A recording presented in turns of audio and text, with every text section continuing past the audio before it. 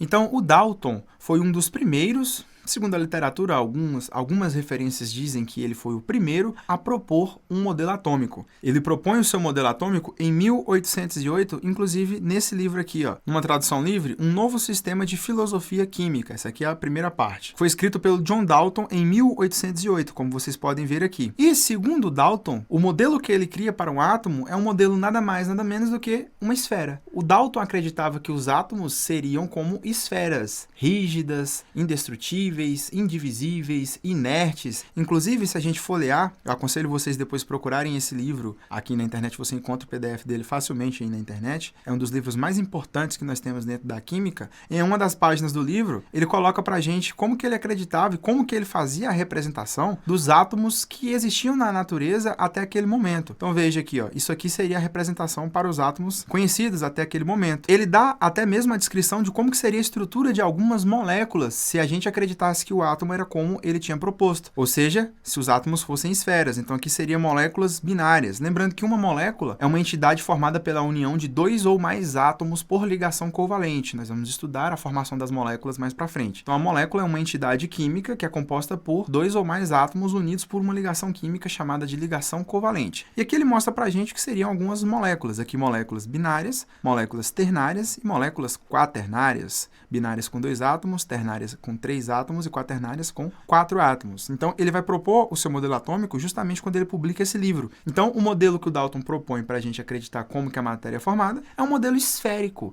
E o modelo que o Dalton propõe, ele ficou conhecido vulgarmente como modelo bola de bilhar. Aqui está a fotinha do Dalton e aqui seria uma representação grotesca, né? Um apelido carinhoso que a gente poderia dar para o modelo criado pelo John Dalton. Então, Dalton acreditava que os átomos seriam como esferas e aí, por conta disso, criou-se essa analogia, que o modelo de Dalton é o modelo bola de bilhar, bola de sinuca, né? Como a gente conhece. Então, para o Dalton, os átomos que compõem os materiais seriam formados por esferas. E quais seriam as propriedades dessas esferas, as características? Então, está aqui uma esfera. Para o Dalton, esses átomos que comporiam a matéria seriam primeiramente indivisíveis. Você poderia fazer qualquer coisa com esse átomo que você não conseguiria destruir isso aqui. Outra característica, eles seriam inertes, ou seja, uma vez na matéria, ele não atrairia e nem repeliria nada e nem ninguém, vamos dizer assim. E outra característica bastante peculiar, atribuída ao Dalton ao seu modelo, elementos diferentes apresentam átomos com tamanhos e propriedades diferentes. Eu ainda não falei o que é um elemento químico, como você deve ter aprendido lá no 9º ano. Nós vamos fazer a diferenciação entre átomo e elemento químico mais para frente.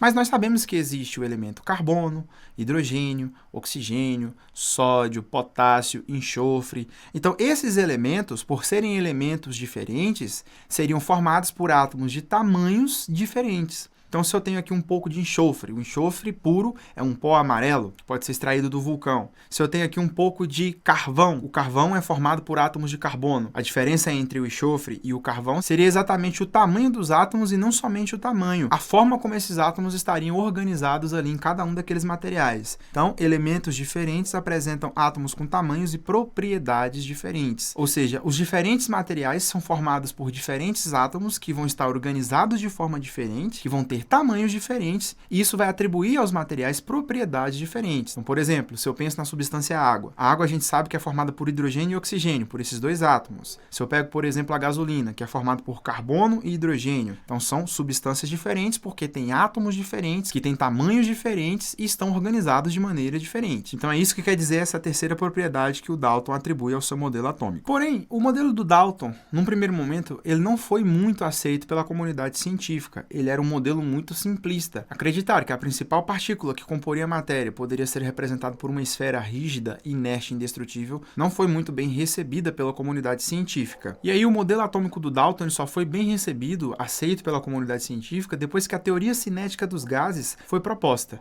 E aí foi que eles conseguiram começar a aprovar o modelo atômico proposto pelo Dalton, porque ele era um modelo muito simplista. Então a aceitação do modelo proposto pelo Dalton, ela só vem depois da teoria cinética dos gases, que é um assunto que a gente estuda lá no 2º um pouco no segundo, um pouquinho no terceiro ano, depende muito da referência bibliográfica usada. Geralmente a gente estuda teoria cinética brevemente, de forma bem simplória, no segundo ano do ensino médio. Mas uma coisa interessante a respeito do modelo atômico do Dalton é que ele tem, ainda hoje, apesar de ele já ter sido superado, apesar de outros cientistas já terem proposto novos modelos mais modificados, modelos mais modernos, a gente utiliza até hoje o modelo atômico de Dalton. Então eu quero te mostrar aqui algumas aplicações que nós temos ainda hoje para o modelo atômico de Dalton. Eu já quero deixar claro para vocês uma coisa aqui bastante importante, que é o seguinte: os modelos atômicos, pessoal, cada modelo que eu vou apresentar para vocês agora, a partir de agora, para o átomo, para os átomos de uma forma geral, eles só vão ser substituídos quando eles não conseguem mais explicar determinado fenômeno. Vocês vão ver daqui a pouco por que o modelo atômico de Dalton ele vai ser substituído pelo modelo do Thomson,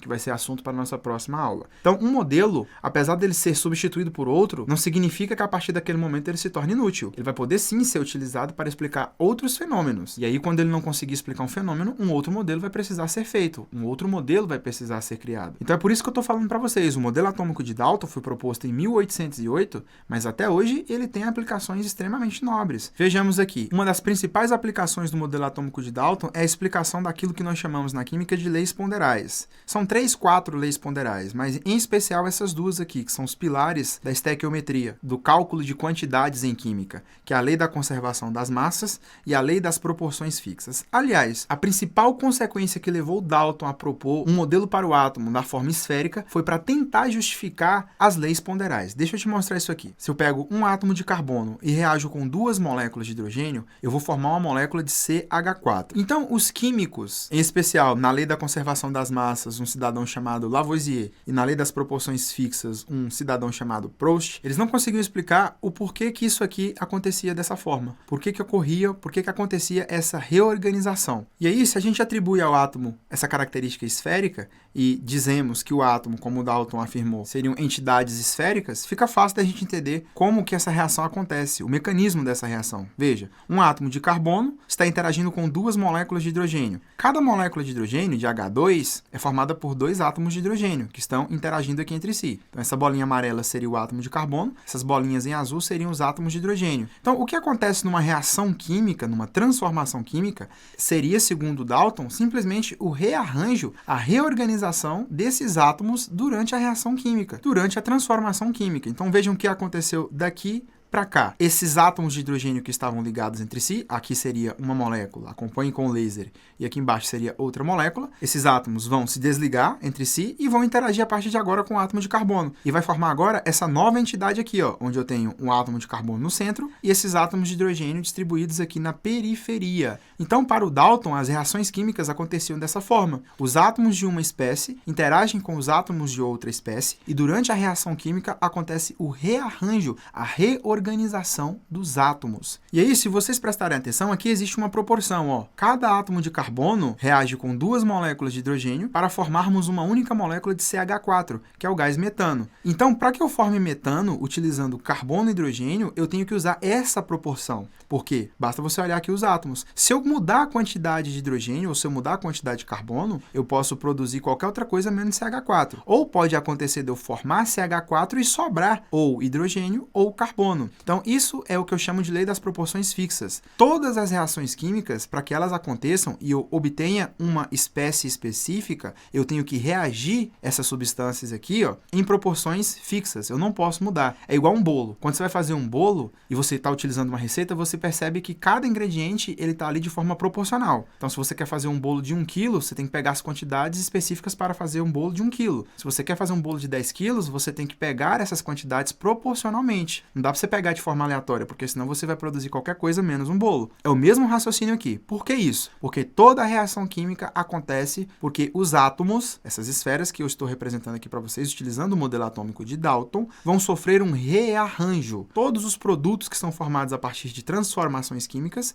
são produtos de rearranjo. E aí, onde é que entra essa lei da conservação das massas? É muito simples. Vamos considerar que eu tenha 12 gramas de carbono. Essa é a massa de um átomo de carbono. E aí eu estou reagindo com duas moléculas de hidrogênio. A massa de duas moléculas de hidrogênio é 4 gramas. Como eu não tirei e nem acrescentei átomos daqui para cá, a mesma quantidade de átomos que eu tenho aqui é a que eu tenho aqui antes da setinha. Então aqui eu tenho um átomo de carbono, 4 átomos de hidrogênio, 4 bolinhas azuis, e aqui eu tenho 4 bolinhas azuis. O produto, a massa do produto, que é essa coisa que eu estou formando aqui, é a soma da massa dos ingredientes que eu estou utilizando, que nós chamamos em química de reagentes. Então se eu coloco 12 gramas de carbono com 4 gramas de hidrogênio, 12 mais 4, 16. Essa observação da conservação das massas, feita pelo Lavoisier, ele fez isso no laboratório. Ele notou que todas as vezes que ele pegava certas quantidades de reagentes, igual eu estou mostrando para você, ele colocava lá 12 gramas de carbono e 4 gramas de hidrogênio num recipiente fechado. Colocava a reação para acontecer. Depois que a reação terminava, ele notava que a massa do que era formado era exatamente igual à massa que ele tinha utilizado no início. E se você perceber, é exatamente isso que está acontecendo aqui, ó. 12 mais 4, 16. Então ele colocou 16 gramas de coisas aqui, de reagentes. A reação aconteceu, ele permaneceu com as 16 gramas. Isso é o que ele chamou de lei da conservação das massas. E ele não sabia explicar. Uai, por que a massa está se conservando? O que está acontecendo aqui? E aí, quando o Dalton estuda, uma vez que as leis ponderais vieram 100 anos antes do modelo proposto pelo Dalton, quando o Dalton teve acesso a esse material, ele estudando esse material das leis ponderais, tentando explicar por que a massa se conservava, a forma mais simples e, veja, elegante que ele teve na época para poder explicar esse fenômeno foi propor isso aqui, olha. A massa está se conservando porque os átomos são formados por esferas. Uma vez que eu assumo que são esferas e essas esferas se reorganizam na reação química, o que eu tenho que esperar aqui, a quantidade que eu tinha antes tem que ser obrigatoriamente igual à quantidade que eu tinha depois. Cada átomo desse aqui, gente, tem a sua própria massa. Mais para frente a gente vai estudar a massa dos átomos. Cada elemento químico, cada átomo desse aqui, ó, tem a sua massa específica. Se são elementos diferentes, eles vão ter massas diferentes. Então esse modelo de Dalton é extremamente interessante porque ele surgiu justamente, como eu falei para vocês, apesar de ter colocado aqui como uma aplicação, para poder tentar explicar isso aqui. A lei da conservação das massas e a lei das proporções fixas. Toda reação química, quando ela está acontecendo, depois que ela termina, a massa do produto, ou seja, do que eu formei, tem que ser igual à massa dos reagentes. Se eu estiver usando uma proporção fixa, e eu explico isso assumindo que esses átomos são esferas inertes, maciças, indivisíveis, onde cada bolinha dessa que está representando o átomo tem a sua própria massa. Uma outra aplicação muito útil que nós temos para o modelo de Dalton é que ele ainda hoje é usado para representar microscopicamente os estados físicos da matéria. Não sei se vocês se lembram das nossas primeiras aulas de química, quando ainda estávamos estudando de forma presencial, que eu fiz um desenho no quadro para vocês parecido com isso. Eu coloquei lá um material no estado sólido, uma espécie no estado líquido e aquela mesma espécie na fase gasosa. E aí, se a gente pudesse observar do ponto de vista microscópico, a gente enxergaria o sólido dessa forma. O material nesse estado físico, elas estão organizadas, ou seja, os átomos, e olha aí, ó, estou usando esferas para representar os átomos organizados no estado sólido, bem juntinhos, sofrendo interações aqui intensas. E aí, se eu passo para o estado líquido, eu preciso fornecer calor para transformar o sólido no líquido, para fazer a fusão do sólido. E aí, esses átomos, eles vão se afastar, eles vão ter mais energia cinética, eles vão estar mais agitados, se movimentando com menos interação. Se eu quero transformar um líquido no gás, fazer a ebulição ou a evaporação ou a calefação desse material, eu forneço calor e esses átomos no estado gasoso agora têm uma total liberdade de movimento, eles não interagem entre si, a interação a gente desconsidera. E veja que, para representar o sólido, o líquido e o gás, nós estamos usando esferas. E toda vez que eu uso esfera para representar um material, eu estou utilizando o modelo atômico do Dalton. E aí, esse modelo que eu utilizo para representar microscopicamente o macro, nós chamamos isso de modelo cinético molecular. Então, o modelo cinético molecular, a representação que eu faço dos materiais, das substâncias no estado sólido, líquido e gasoso do ponto de vista microscópico, nós usamos o modelo cinético molecular, que é basicamente um modelo atômico de Dalton, usando esferas para representar. Então foi por isso que eu chamei a atenção de vocês, para mostrar a vocês que, na verdade, o modelo de Dalton ele vai ser substituído, porém, até hoje nós utilizamos esse modelo para representar, para estudar vários fenômenos que nós temos na natureza. Porém, no decorrer da nossa aula, eu estou falando o tempo todo que esse modelo vai ser substituído. Eu expliquei para vocês nessa aula que o modelo ele vai ser substituído quando ele não consegue explicar algum fenômeno da natureza. E aí, qual o fenômeno que o modelo atômico de Dalton não consegue explicar? O modelo atômico de Dalton, ou seja, a falha desse modelo, podemos chamar de uma falha, eu não considero uma falha porque ele não tinha aparato tecnológico suficiente naquela época para melhorar esse modelo, é que ele não conseguiu explicar a natureza elétrica da matéria. Então, fenômenos como descargas elétricas, quando tem tempestades, a atração dos nossos fios de cabelo por materiais como borracha, quando a gente passa perto de uma televisão de tubo, quando a gente pega, por exemplo, a régua ou a caneta, esfrega no cabelo e aproxima de papel picado. Você deve provavelmente ter feito essa experiência no ensino fundamental, pegar uma caneta ou uma régua e esfregar no cabelo, sem creme. e aproximar de pequenos fragmentos, papel picado, e você deve ter percebido, você viu ali que o papel é atraído pela caneta ou pela régua que foi esfregada no seu cabelo. Isso aqui, não sei se vocês já viram isso, tiveram a oportunidade de ver isso aqui pessoalmente, isso aqui são duas pedrinhas de uma resina que nós chamamos de resina âmbar. Quando essa resina, elas são atritadas entre si, elas são capazes de interagir, de atrair alguns materiais, como por exemplo a lã, os pelinhos da lã. Então essa interação de certos tecidos com essa resina e esses fenômenos, isso aqui são alguns exemplos que eu estou mostrando para vocês, fenômenos elétricos, o modelo atômico de Dalton não foi capaz de explicar. Então a grande falha do modelo atômico de Dalton é não explicar a natureza elétrica da matéria.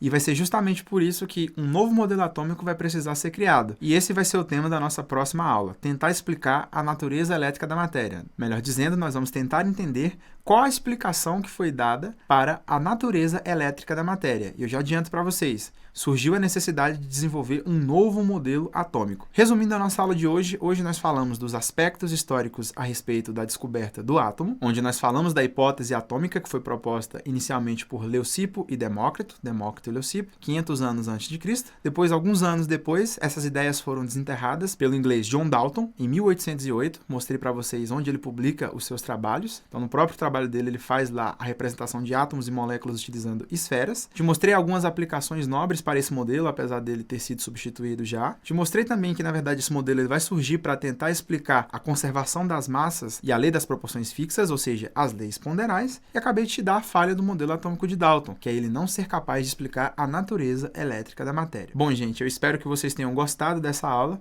e eu espero cada um de vocês na nossa próxima aula a respeito dos modelos atômicos, hein? Até mais!